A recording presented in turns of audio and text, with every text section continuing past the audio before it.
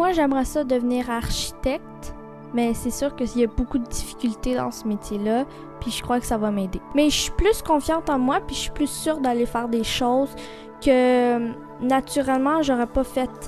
Plus calme, plus zen, plus prêt à faire face à des difficultés. Suite à tous ces parcours-là, ce qui est resté aux enfants, c'est surtout certaines valeurs comme, entre autres, le respect des autres, le don de soi, le partage également, la façon d'interagir avec les autres de manière respectueuse. C'est vraiment ce qui est resté. Je viens dans ta maison, je veux te rencontrer.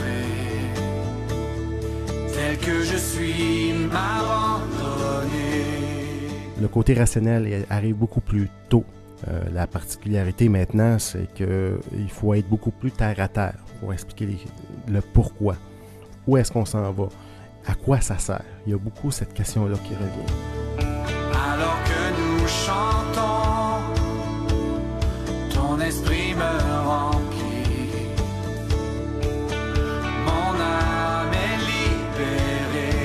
Les parents redécouvrent les catéchèses. C'est totalement différent de ce que c'était il y a quelques années dans les écoles. C'est fait de façon beaucoup plus dynamique, avec de l'improvisation, avec toutes sortes de jeux qu'on trouve, ce qui fait que les gens assimilent la parole de Dieu sans vraiment s'en rendre compte. OK, alors là, qui va lire? J'avais dit à Cassandra, hein? Alors, pour cette parabole-là, une parabole, c'était... Je trouve que la catéchèse, c'est vraiment amusant. Tu peux vraiment te faire beaucoup d'amis. Il y a comme beaucoup de manières pour nous apprendre sur Jésus. En fait, on apprend la vie de Jésus en même temps de s'amuser. On fait plein d'activités interactives pour apprendre. Donc, on fait des moulages en pâte fimo, on fait de la peinture, on fait des sketchs. T'es comme dans une table avec d'autres personnes. Le catéchète, il va te poser des questions sur, mettons, l'histoire que Ghislaine là, nous a racontée.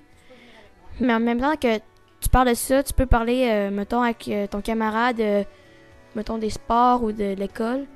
Tu peux parler de plein de choses, mais en même temps, tu parles aussi avec le catéchète. Moi, mon premier objectif, c'est de créer un éveil.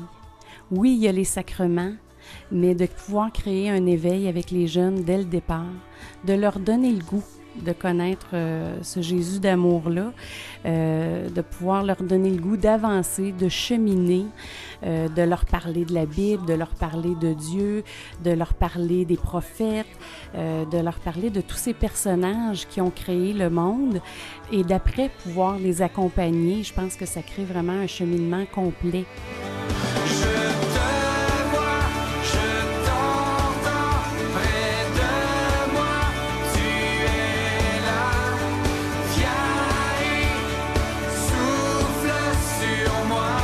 Très grande satisfaction de voir l'évolution des jeunes. Dans la première rencontre, où ils sont très distants, où on dit, bon, on va allumer le cierge et on va prier au début. On fait toujours une prière au début. C'est comme, on sent un peu l'inconfort. Mais vers la fin, on sent comme ça devient la façon de faire. Donc, les symboles, ils deviennent plus à l'aise. Et ça, c'est une belle évolution. Et de sorte aussi qu'ils s'en vont de façon mature vers les sacrements.